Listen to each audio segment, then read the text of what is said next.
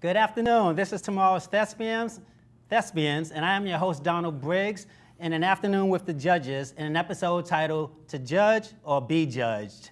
Please join me in welcoming the judges for this afternoon. At the far end over there, we have McCall Sennett. Hello. McCall, welcome. Thank you. Next to her, we have Justin Ross. Howdy. Justin. Right in the middle, we have Barry Papik. How are you? Welcome, Barry. And right next to me, we have Kevin John. Hold up, am I being judged right now? You may be. Yes. So here we are, just getting familiar with the judges. So I'm going to just ask them a bunch of questions just to find out what they thought about the entire season. So beginning with the very first question is, what made you guys decide to join the show to begin with? Who wants to take that one first? Well, you're looking at me, so I'll be happy to take it. I love working with actors. When I'm not teaching or coaching, I try to be directing, and there's nothing more exciting than the collaboration between a writer and a director and an actor, and how new things can be discovered from that collaboration that you never thought of. And because I started my career as an actor, and I was blessed to be directed by people like Bob Fosse and Michael Bennett, and actually Richard Attenborough, who helped me how to act for the camera as opposed to theater. I feel that it's a privilege and a duty to do what I can to help other actors and to give them guidance. It's a profession that I'm enormously proud to be a part of, and passing it on, paying it forward. Great. Who wants to take that question next? Yeah, I'll jump in and just say that, I've been an actor for 35 years, and besides it being my life, it's my passion. So anytime I can, share that with other actors, especially up-and-coming actors, it's exciting for me, and I love to do it. Okay. McCall. These two guys right here. Oh, Yeah. okay. Oh, okay. And Kevin? These two guys right here. So, absolutely. No. That seems to be the consensus. I like that. Great. We actually have some of the actors who were in the show in the audience this afternoon. So what I want to talk about is find out about some of your experiences during the show. So what stood out for you? McCall, what stood out for you in this season of Tomorrow's Thespians? I think that overall, the quality of what was brought to the table was we were dealing with a better applicant pool than last year when we were shooting the pilot. So that made it exciting. I think when you have to transcend a certain level, some basics to be able to critique beyond just the very basics of acting 101. And so it was nice. I mean, sometimes there was some real gems within the season. So that was fun because you could get into the nitty gritty of the detail of critiquing. Okay, Kevin, you want to take that question next? Yeah, one of the things I want to say is just that one of the things that I really like within judging or coaching or anything like that is just seeing the actors take direction and take note, and I think that's one of the most difficult things as an actor. You have to fall in love with direction, but also correction as well, and to see them take notes, internalize them, and then use them to better their performances, I think to me is dear, because it's a certain level of humility that you have to take in order to do that, and that's the best way to grow. And if myself or any of the fellow judges here can play a part in the development of that, then I would say we accomplished something. So I was definitely impressed with. Good. Barry? Yeah, I'd have to say that this year was much better than last year. But the one thing that it showed is that talent isn't enough. Right. What we saw was a lot of really talented people who need to be serious about what they do and take it to the next level. And that's why training, training is a lifetime project. If I wasn't teaching, I would be in a class right now. And I think that it's really important to know that you always have to train. Right. You always have to stay on top of your work. Yeah. And Justin? Well, for me, this season was different than the pilot, in addition to what everybody else is sharing about the quality of work, Right. which was at a higher level. I wanted to be the Paula Abdul judge, that everybody loved. And you was did really start out that well. sweet. No, you started And out that way. I think I did. Yeah, I yeah. started out that Yeah. way, but I realized that I'm not doing anybody any favors Right, right. by, being delicate Yeah, about criticism. I love that, Kevin. Fall in love with direction Yeah. and correction. That's actually a Kevin quote too. Well, I'm going to use it It was a good one. because it's an excellent one, and it is hard because Yeah. actors are fragile, Right, right. and that's why they're in the business. Yeah. So you don't want to stomp on their Right. aspirations, Yeah. but our job is to try to help them. And so I sincerely hope that I did not crush anyone's dream with any critique that I gave. Right.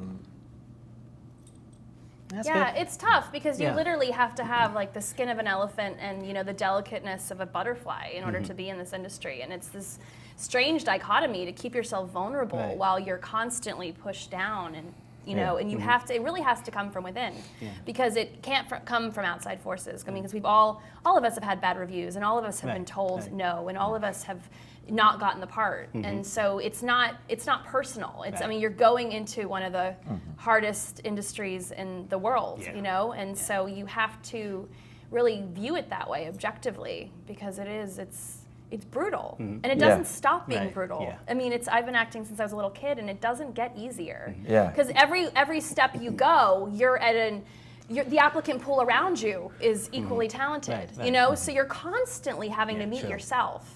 Exactly. And that's what I love about it. I mean, it's a wonderful opportunity for growth within yourself if you allow it to see it that Yeah. way, and And- not just to view it as, I just keep on Right.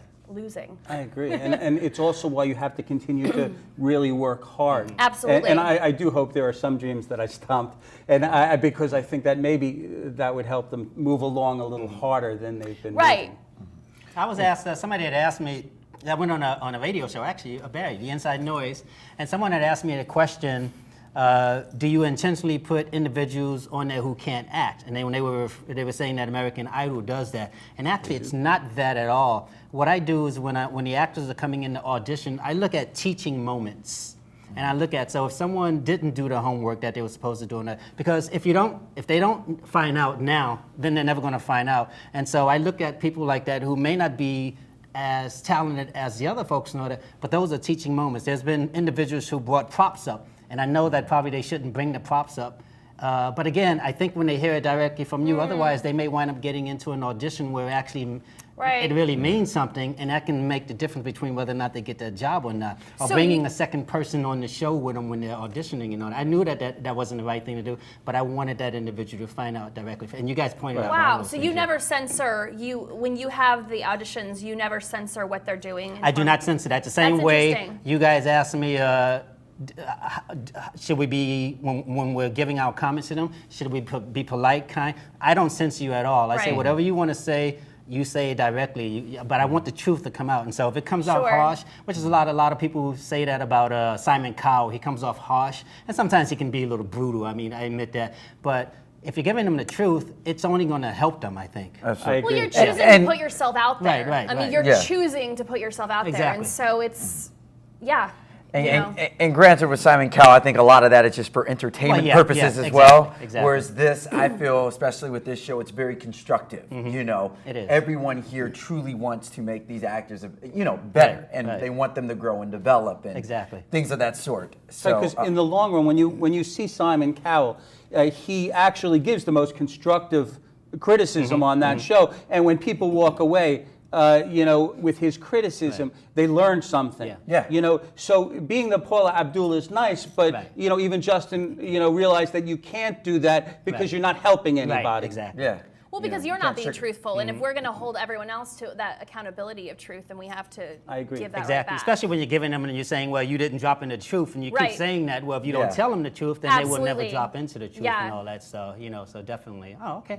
I And like some that, of yeah. the learning lessons this year were unexpected, but I think golden. I mean, in addition to all of the technical notes that we gave, Right. we can't hear you, Right.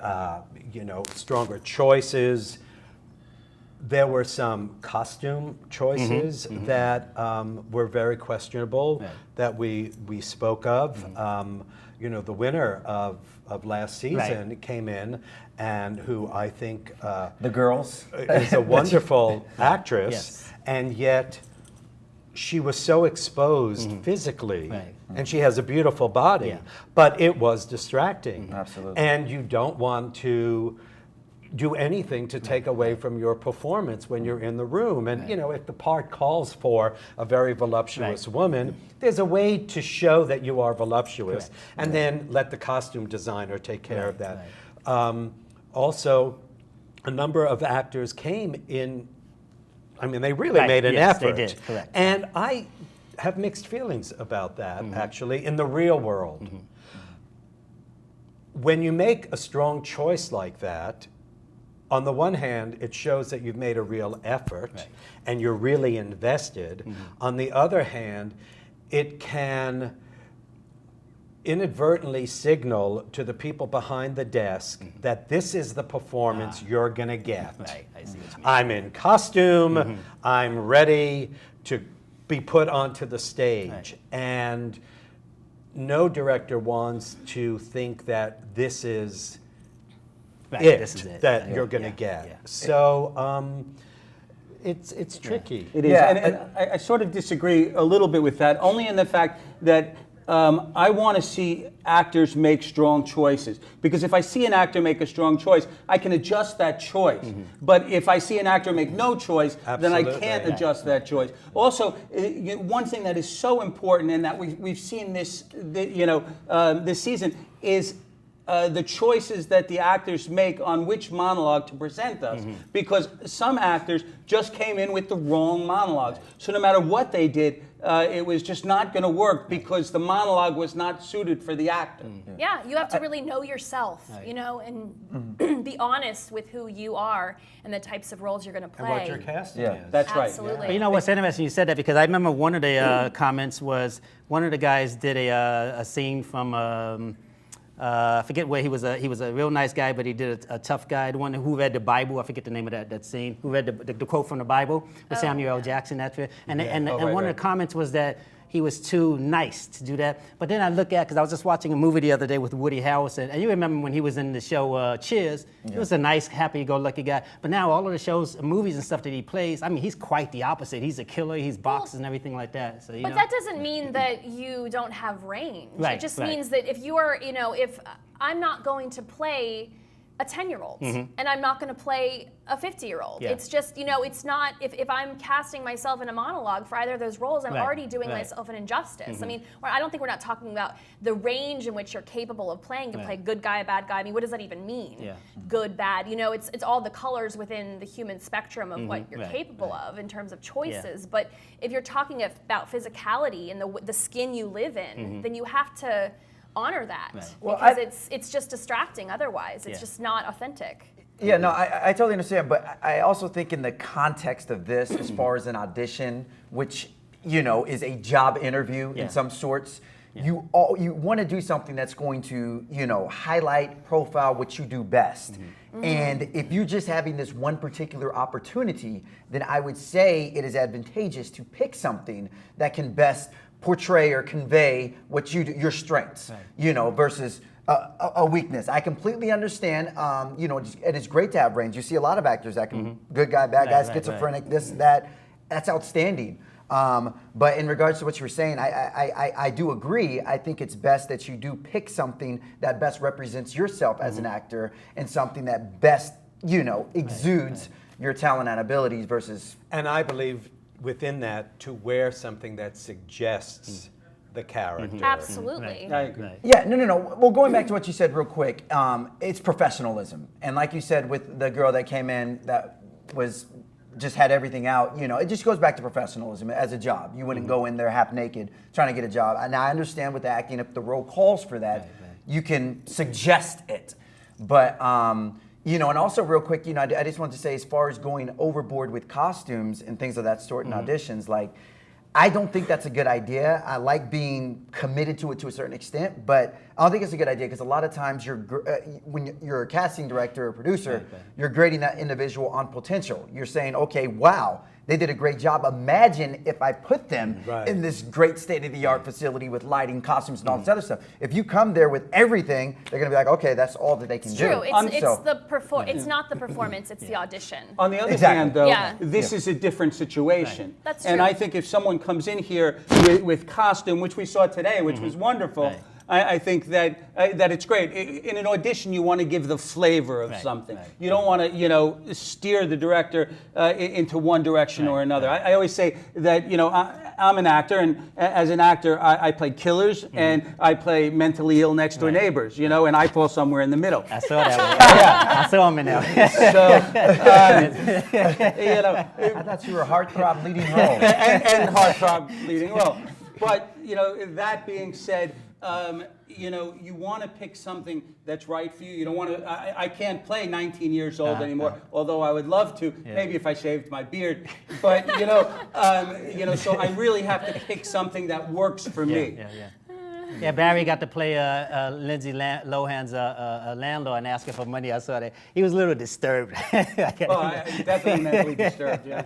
If you asked Lindsay Lohan for money, you'd be mentally disturbed. Oh, I get too, mad. yeah. So right, exactly. So which acts, you touched on it a little earlier, Justin, when you started talking about a particular individual. Which acts actually stood out for you, whether for the better or for the worst this season?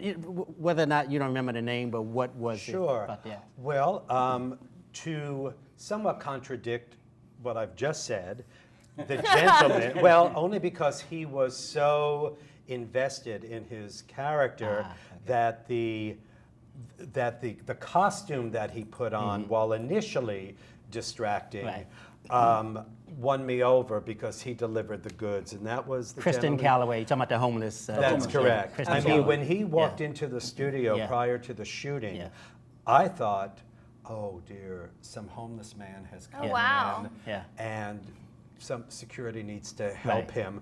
Next thing I know, he's walking in this studio and I thought, oh, okay, well, I'm just going to let people do their job. And then all of a sudden he's coming out and I went, okay, this is going to be good. He was hiding behind me the whole time, though, Justin. Oh, was he? But his performance stood out for me.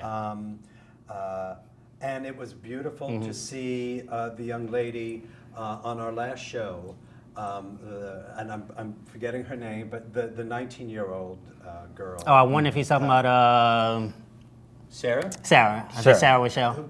That's the one you coached, right? Yeah. Sarah Rochelle, A student of mine. And she's lovely. And I agree. It's great to see her. And I thought in here, maybe because she was nervous, she didn't do the best work that she possibly could do. I've seen her do much better work. But you could see from the beginning that she had the potential to be a wonderful actress. Yeah. Absolutely. Yeah, and I saw you guys didn't have the privilege of seeing the auditions, and I intentionally did that, but I saw them, and many of them, I mean, it was less antagonizing and stuff for them. They came in, everything was nice and smooth, and they did very well. And so, sometimes, it goes the first time around, you do it and all that. You're not in front of all of these people and all that. So many of them did extremely well. So I saw some of them slip back a little when they actually got on the stage, which is Absolutely. understandable, especially a lot of times we have technical problems and it takes longer to get the show started. And all Sure, that. you're So, standing over there in the wings and you just heard the judges give this Right, scathing, exactly. review to someone, and then you're next, Yeah, and that's exactly. horrifying. It It's is. scary. I mean, I don't know if you have to be very centered to be able to block out all Yeah. that noise and just focus on, the work. Right, I agree. exactly. I think that's why I couldn't choose, one person who was great this Mm-hmm. year. I thought there were a lot of great people, but the one thing that we saw, which I thought was really exciting this year, was the potential to be great. Right. Yeah. And we saw a lot of actors who really had the potential to be wonderful. Yeah. Yeah.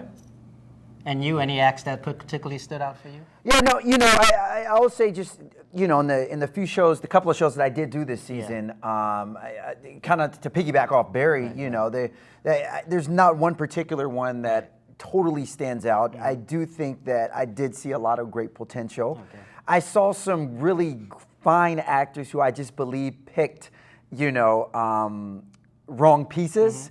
And a lot of that was discussed about, Right, because you'll see somebody who is great, but unfortunately the piece that they're doing is Right. just not. This just doesn't play to their strengths, Yeah. and I think that's just kind of frustrating to watch. right. But overall, I really like what I mean today. The lady that did the Shakespearean piece, I forgot her name. Linda Wolf? Linda Wolf, Linda yes, Wolf, right. yeah, Great. Linda Wolf. And I always commend anybody that does Shakespeare or any kind of language that Yeah. may be difficult to,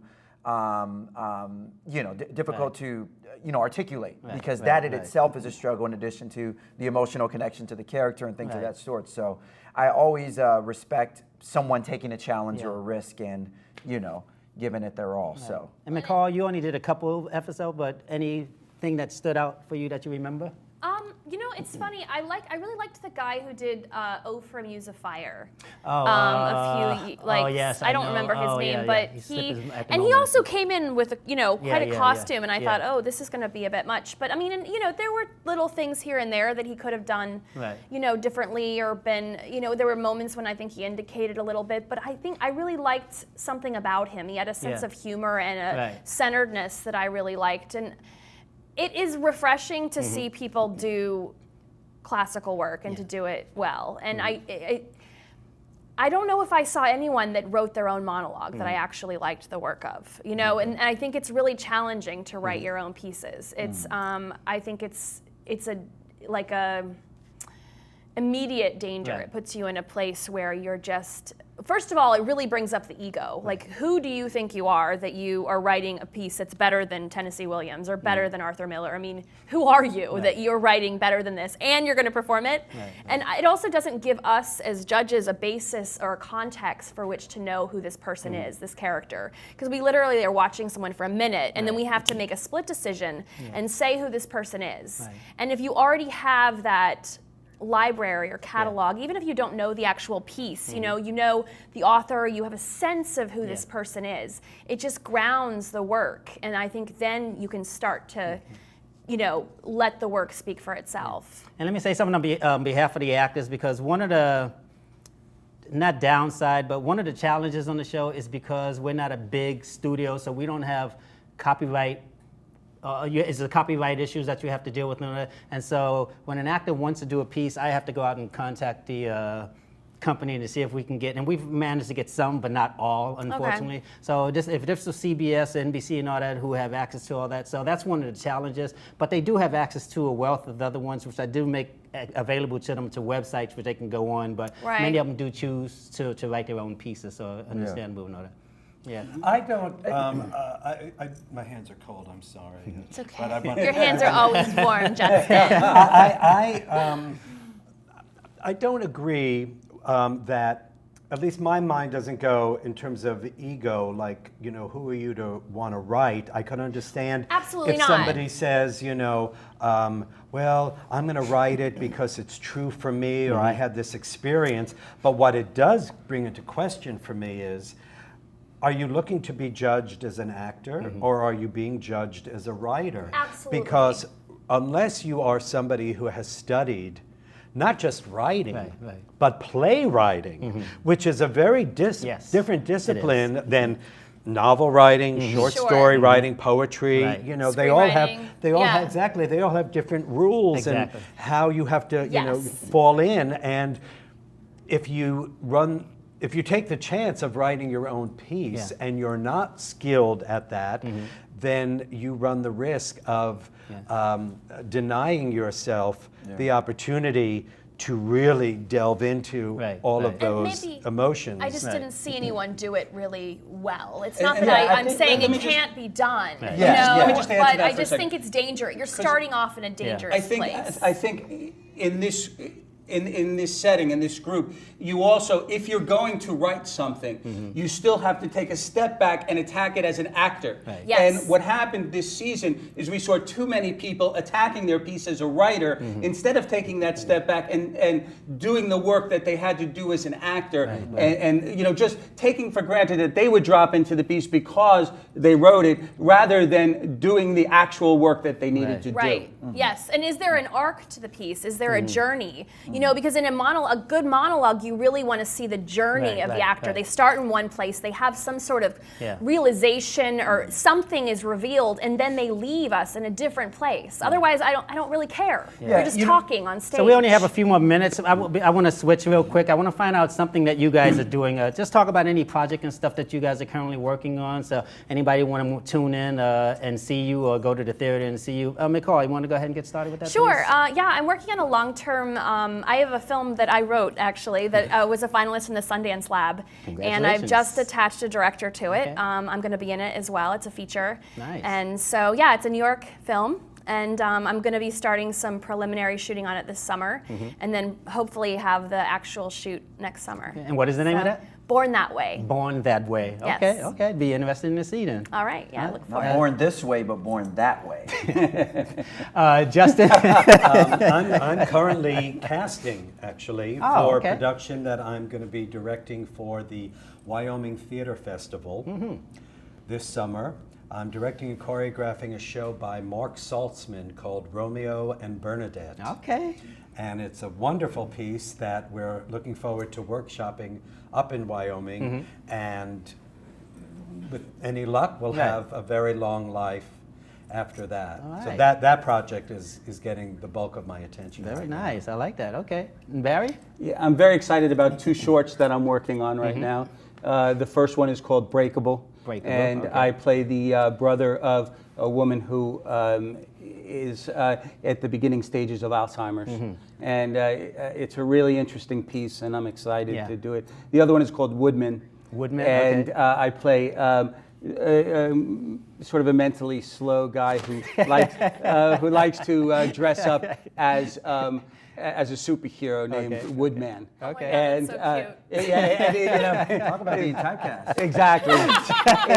So it's not really a stretch for me. It's pretty easy, but it's a lot of fun. I knew Kevin was thinking that. It's directed by Gareth Williams, who is Gareth one of the Williams, original members of Naked Angels, and really talented people involved. So I'm excited. Very nice. Okay, look forward to that coming out. And Kevin? I am currently starring on Hollywood and Highland as Batman. You Okay. can come up and add much. Thank you for getting that. No, all jokes aside, I currently am touring with the play The Wizard of Oz. I told some of you guys about it. Okay. I played a Tin Man in there. And we've had productions. We're going to do a summer tour. Yeah. And in addition to that, I also work as an on-air host for Okay. a couple of online networks Right. where I host programming, sports, television shows, Yeah. or programming to after shows and things of that sort. And I do that on a weekly basis. You can go to my website, itskevinjohn.com. All too. right, Kevin John. Okay. Again, thank you to the entire crew who's been here with me since the beginning.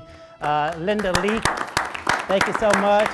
And all of the audience, thank you so very much. And join us the next time for the next season on tomorrow's Thespians, all right? Thank you, guys. Bye.